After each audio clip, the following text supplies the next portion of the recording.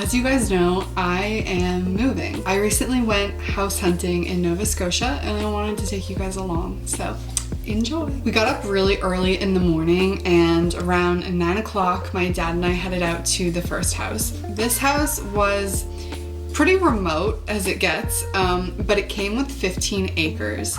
The thing that I didn't like immediately about this was that the entrance where the driveway is actually shared with one of the other properties in behind. I believe that there's like a cottage, someone's cottage in behind, and I just like had a shared driveway once experience and I didn't love it. So that was something that really turned me off of this house. However, the house was literally stunning. I am a sucker for a house that is any shade of green for some reason. I just think it looks beautiful.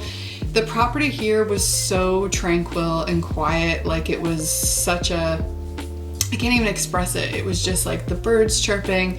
You really felt like there was nobody around you, and there was this one section under the house that I guess could be used as like a carport or something, but we had talked about like possibly putting a main floor bedroom here because a main floor bedroom is really what this one was missing. We really wanted a bungalow, so this house wasn't extremely high on our list, but being here I was like, this is a stunning property. It really felt so you just felt like safe there. You felt secluded in like the best way. The vibes were immaculate. It had a lot of outbuildings, including this like incredible little fireplace. It's just like an outbuilding, and then this is screened in right now, but those are screens. The grounds are like just beautiful. Look at all the little daffodils over there. I loved this house. It had so much unique character and detail, but I don't think it was the one for us because the one floor thing, like we're never gonna stop rescuing senior dogs and that's just how it is. So we really need something that works for that part of our lifestyle. Inside, it was like just as quirky as it was outside. It had some crazy tiles like in the bathroom. What else? It had also like this one, like it had like a washer in the, I don't know, in the bathroom, and then the dryer was actually in like an outbuilding. I don't understand that. Didn't love that. Super weird. Would have had to change that, but lots of cool like woodworking in this house. This is some of the floor.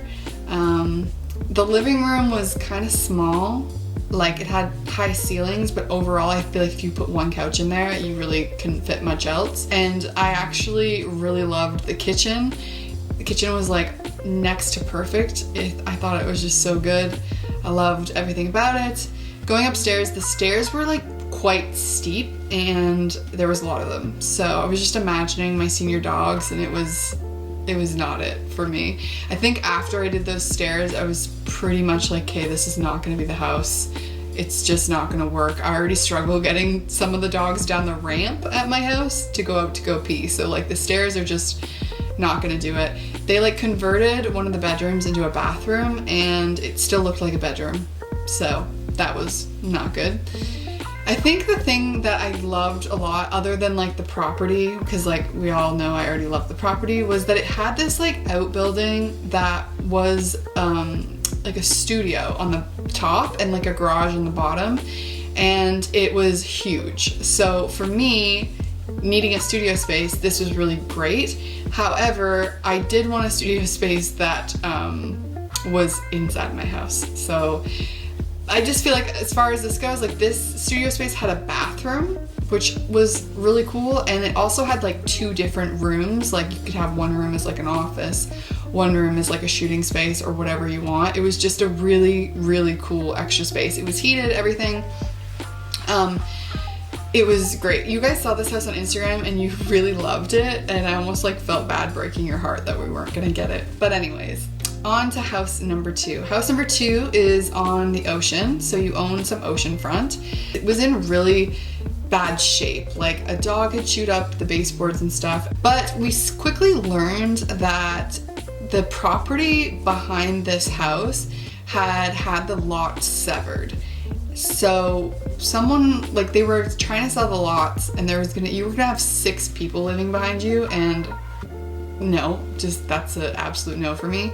The grounds were really nice, but it was really, really windy here because again, you're right on the ocean, and I felt like the backyard wasn't very private. Like you just had, your neighbors could just see into it, and again, you're gonna have to live through like 6 houses being built. I don't know. As soon as I found that out, I was like just not excited, but this was the ocean and it was beautiful, of course, and it would have been so nice to do that, but it's Nova Scotia. Like I can go to the ocean whenever I want. I don't necessarily have to live on the ocean. Back up to the house, there was this building, like kind of looks like it was a greenhouse here. It's dilapidated, falling apart, truly. I don't know. You could probably just make it into like a nice greenhouse, but regardless, I don't really need that. There was also like a greenhouse, I don't know if you saw, like on the front.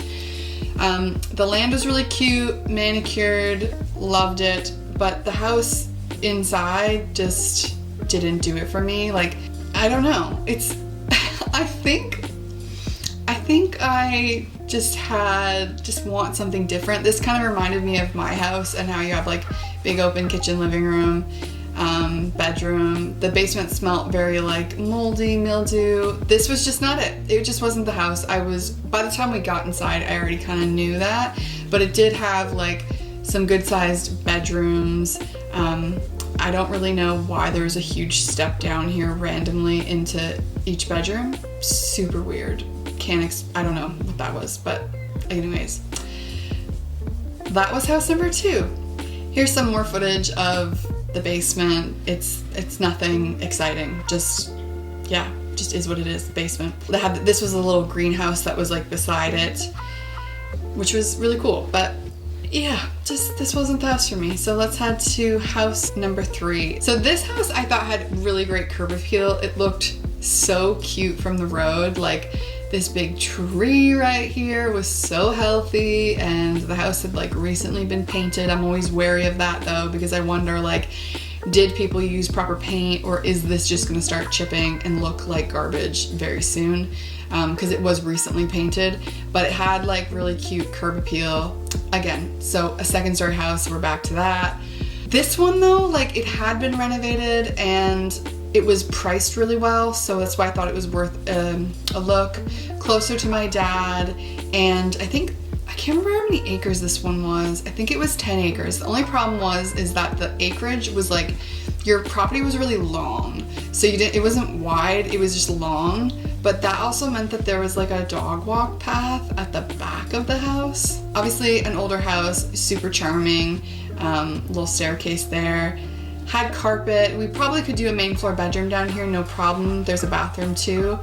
And then the kitchen was stunning. Like they put in these like beams. It looked really nice, but again, didn't feel super me, but it had like, it was priced really well. And I think that's what sold me on it. Like there was main floor laundry, and upstairs was pretty big. It was 3 bedrooms upstairs, but I also felt like the upstairs was just gonna be sort of like useless space, because I think we would do a lot of our things on the main floor with the dogs, you know what I mean? The tub in this place was, I don't understand. It was so ugly, so huge. I don't like jets. It was not it for me.